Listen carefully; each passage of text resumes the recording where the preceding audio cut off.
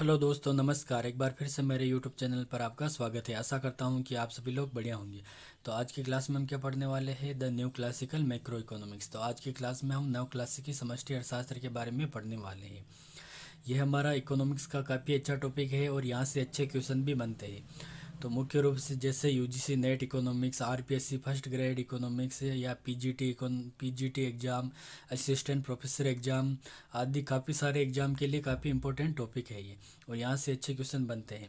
तो हम सबसे पहले इसका इंट्रोडक्शन पढ़ेंगे, फिर हम इसमें पढ़ेंगे इसके तीन सिद्धांत: market, continuously clear, rational expectations, aggregate supply hypothesis. ये इसके तीन सिद्धांत हैं। तो हम तीनों सिद्धांतों के बारे में भी पढ़ने वाले हैं। तो हम सीधा अपना टॉपिक शुरू करते हैं। सबसे पहले हम देखते हैं इंट्रोडक्शन।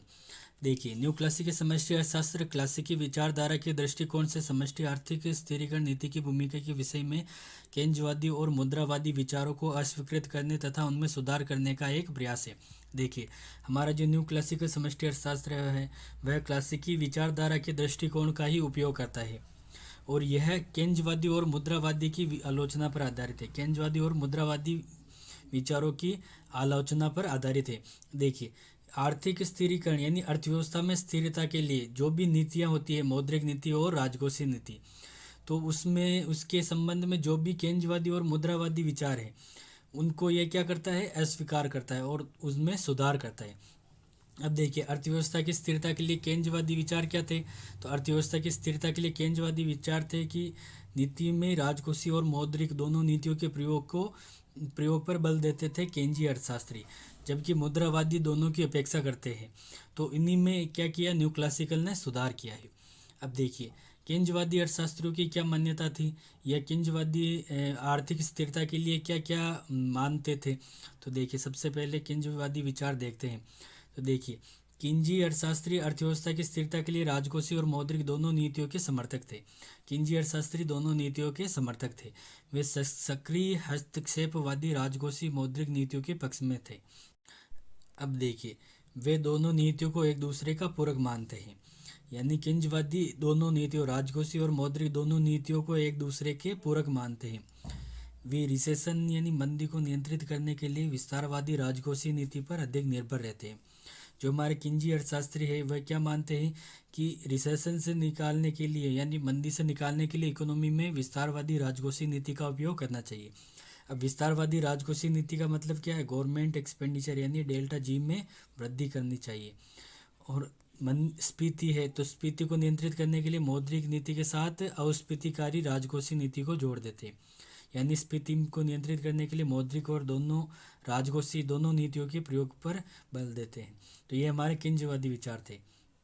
अब मुद्रावादी क्या मानते थे, यह मानते हैं कि अर्थव्यवस्था स्थिर होती है, यानी अर्थव्यवस्था में स्थिरता होती है जब मूल दशाओं में कुछ परिवर्तन के कारण यह अव्यवस्थित होती है, तो अपने आप दीर्घकालीन वृद्धि पथ पर तेजी से लौटती है। यानी कुछ कारणों से अर्थव्यवस्था में अगर स्थिरता नहीं रह पाती है, असंतुलन आ जाता है, तो दीर्घकाल में यानी दीर्घकाल में अपने आप यह संतुलन में आ जाता है और अल्पकाल में असंतुलित रह सकता है। ये राजकोषीय और मौद्रिक दोनों नीतियों के प्रबल आलोचक थे। मुद्रावादी जो थे राजकोषीय और मौद्रिक दोनों नीतियों के आलोचक थे, किंतु ये मौद्रिक नीति में विवेक के बदले मुद्रा पूर्ति में वार्षिक निश्चित प्रतिशत वृद्धि के पक्ष में। जो मुद्रावादी है वह क्या मानते हैं कि मुद्रा की पूर्ति यानी मनी सप्लाई में प्रतिवर्ष एक निश्चित प्रतिशत में वृद्धि होनी चाहिए, यानी जैसे प्रतिवर्ष 2% या 3%, तो प्रतिवर्ष एक निश्चित प्रतिशत में मनी सप्लाई में वृद्धि होनी चाहिए। ये मुद्रावादी विचार थे। अब देखिए, नव क्लासिकी समष्टि अर्थशास्त्र। तो देखिए, 1970 के दशक के उत्तरार्ध में जब केंद्रवादियों और मुद्रावादियों के बीच विवाद में गतिरोध उत्पन्न हुआ, तो क्लासिकी व्यष्टि अर्थशास्त्र पर आधारित नव क्लासिकी समष्टि अर्थशास्त्र का उद्भव हुआ। तो नव क्लासिकी समष्टि अर्थशास्त्र का उद्भव कब हुआ, 1970 के दशक में। अब देखिए, इसका नव क्लासिकी समष्टि अर्थशास्त्र का विकास किसने किया। तो ये मुख्य अर्थशास्त्री है जो नव क्लासिकी अर्थशास्त्री है, और इनका नाम याद रखना है, ये इम्पोर्टेंट है, ध्यान रखना ये इम्पोर्टेंट है। तो देखिए, नव क्लासिकी समष्टि अर्थशास्त्री कौन है, रॉबर्ट लुकास, थॉमस सार्जेंट, नील वेलेस, रॉबर्ट बेरो, ये सारे अमेरिकी अर्थशास्त्री है, और पैट्रिक मिनफोर्ड ये इंग्लैंड के हैं। अब देखिए, जो हमारी न्यू क्लासिकल मैक्रो इकोनॉमिक्स है, यह मुख्य रूप से तीन सिद्धांतों या तीन परिकल्पनाओं पर आधारित है। तो हमारा पहला क्या है, मार्केट कंटिन्यूसली क्लियर, यानी मार्केट बाजार निरंतर संतुलन में रहते हैं, यानी बाजार अल्पकाल और दीर्घकाल दोनों में संतुलन में रहते हैं। अल्पकाल में भी अर्थव्यवस्था में क्या रहता है, संतुलन रहता है। और दूसरी हमारी है रेशनल एक्सपेक्टेशंस, यानी तर्क संगत प्रत्याशाएं, यानी लोग जो हमारे भविष्य के बारे में जो भी नीतियां हैं उनका पूर्वानुमान लगा लेते हैं। तो यानी फ्यूचर में जैसे कीमत क्या रहने वाली है, तो वर्तमान में उपलब्ध सूचनाओं के आधार पर और अपने पिछले पास्ट अनुभवों के आधार पर ये सारे अनुमान लगा लेते हैं। तो ये है हमारी रेशनल एक्सपेक्टेशंस। और तीसरा क्या है, हमारी एग्रीगेट सप्लाई हाइपोथेसिस, समग्र आपूर्ति परिकल्पना। तो ये काफ़ी इंपॉर्टेंट है, तीनों है, यहाँ से भी इकोनॉमिक्स में अच्छे क्वेश्चन बनते हैं। और हमारी जो पहली है परिकल्पना 1 और 3 शास्त्रीय है, यानी पे हमारी मार्केट कंटिन्यूसली क्लियर और एग्रीगेट सप्लाई हाइपोथेसिस ये क्लासिकल है, लेकिन उनका विश्लेषण नया है, यानी ये क्लासिकल में भी मिलती है, लेकिन इनका इस न्यू क्लासिकल ने इनको नए तरीके से प्रस्तुत किया। और रेशनल एक्सपेक्टेशंस तो ये बिल्कुल ही अलग से न्यू क्लासिकल ने ही प्रस्तुत की है। अब देखिए, अब हम देखते हैं बाजार निरंतर समाशोधित, मार्केट कंटिन्यूसली क्लियर। ये हमारे न्यू क्लासिकल मैक्रो इकोनॉमिक्स की पहली हमारी अवधारणा है या पहला सिद्धांत है। तो देखिए, न्यू क्लासिकी अर्थशास्त्री क्या मानते थे कि अर्थव्यवस्था में सभी बाजार निरंतर समाशोधित होते। सभी बाजार क्या होते हैं, अर्थव्यवस्था में निरंतर समाशोधित होते।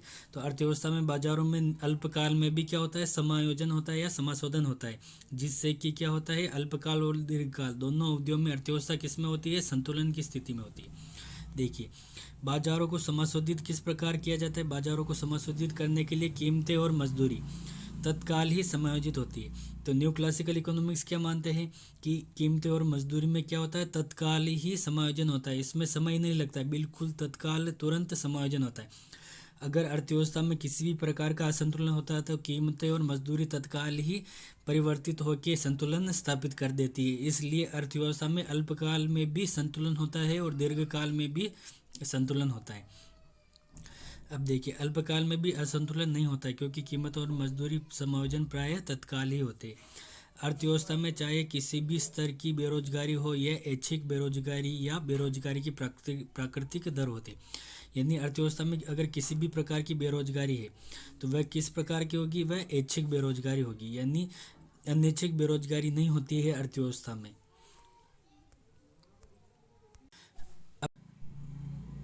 अब देखिए, इसे हम चित्र की सहायता से समझते हैं। देखिए, ये हमारा क्या है, श्रम का मांग वक्र है। हमारा ये जो है डीएल है, श्रम का मांग वक्र है, और ये असल है क्या, श्रम का पूर्ति वक्र है। और हमारे जो कुल जो है श्रम शक्ति क्या है, कुल श्रम शक्ति, श्रम शक्ति क्या है, एन, हमारी क्या है Shram Shakti O N T, ये हमारी क्या है Shram Shakti O N T, यानी ये हमारी है कुल श्रम शक्ति, यानी अर्थव्यवस्था में कुल इतने श्रमिक हैं।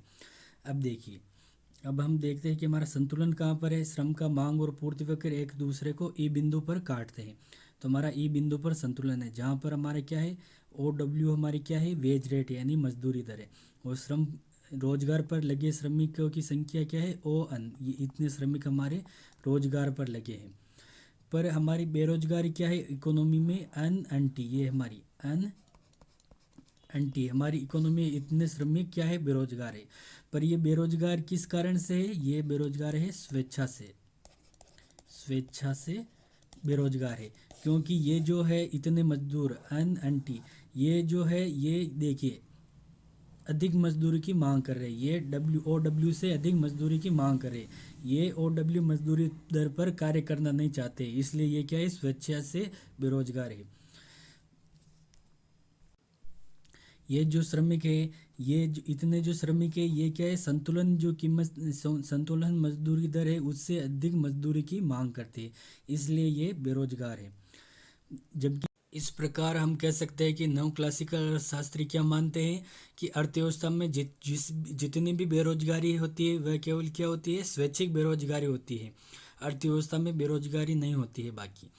अब देखिए, केंजियन और मौद्रियावादियों से न्यू क्लासिकल का जो विचार है उससे क्या भिन्नता है, तो वो हम देख लेते हैं।